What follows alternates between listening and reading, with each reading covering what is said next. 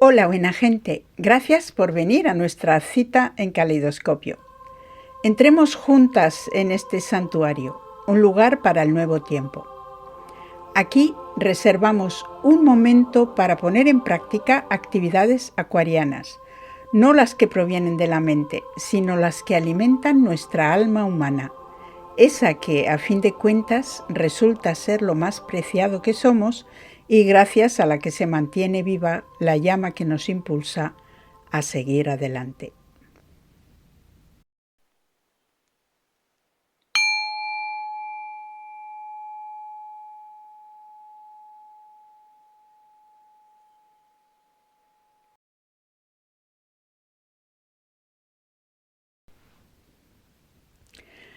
Hay una frase muy popular y antigua, que igual ya ni se usa, que dice así: quien mucho abarca, poco aprieta. Es un dicho descriptivo y que evoca una acción neutra y cierta, pero se suele utilizar desde un enfoque bastante negativo. Quiere recordarnos que es preferible profundizar en una cosa que pasar ligeramente por muchas. Parece la semilla de la hiperespecialización de nuestros días en detrimento del individuo que ha tenido experiencias muy variadas y que por eso se las arregla en cantidad de circunstancias.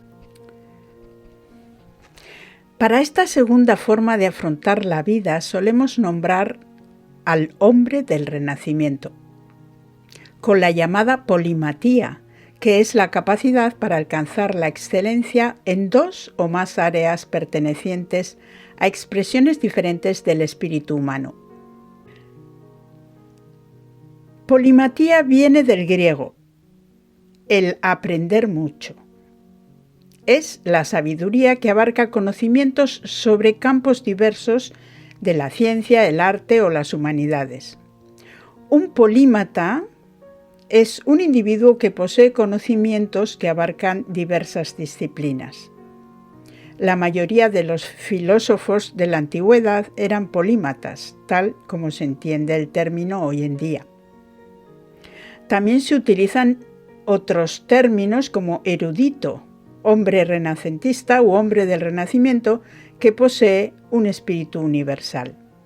Este concepto fue desarrollado durante el Renacimiento italiano, el Uomo Universale, por uno de sus máximos representantes, el arquitecto Leon Battista Alberti, quien afirmó que el artista en este contexto social no debe ser un simple artesano, sino un intelectual preparado en todas las disciplinas y en todos los terrenos.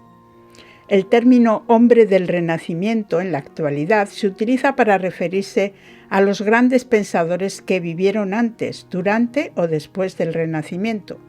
Leonardo da Vinci ha sido descrito a menudo como el arquetipo del hombre renacentista, una persona de curiosidad insaciable y de imaginación febril inventiva. Pero no hace falta fijarse en alguien como Leonardo da Vinci para aplicar esta filosofía. Cualquiera puede hacerlo.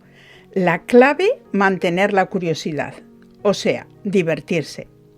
En algunos ámbitos pasárselo bien es más fácil, pero en otros, como el trabajo, en el que invertimos tanto tiempo además de nuestra vida, parece más complicado, porque la rutina se va imponiendo.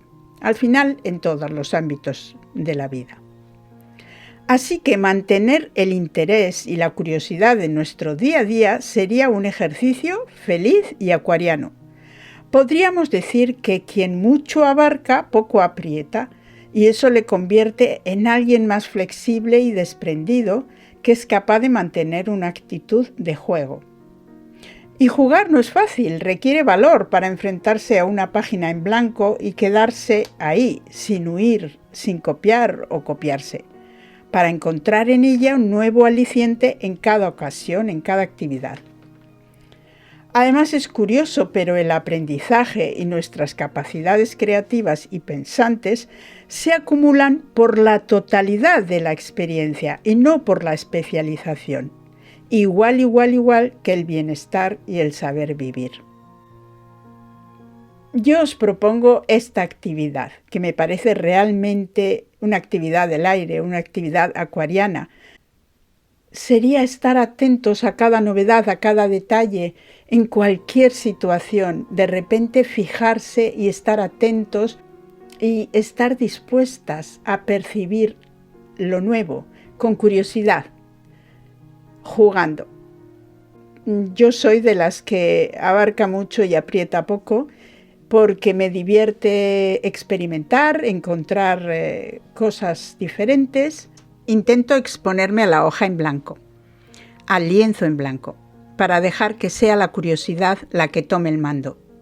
No es fácil porque tendemos a lo seguro, a la técnica conocida y a la especialización, pero estamos en tiempos de aire que fluye invisible a nuestro alrededor. Invisible sí, pero lleno de información a descubrir. No dejes de probarlo, estate atenta a lo invisible, curioso a lo que te rodea. Cuéntanos en comentarios cómo haces tú para mantener la curiosidad en tus actividades diarias o si te parece necesario implementar esta idea en tu vida. Con tu comentario participarás en el sorteo de un regalo sorpresa. Gracias, buena gente, por venir a nuestra cita en este lugar mágico, Caleidoscopio. Un buen lugar para compartir. Hasta la próxima. Agur.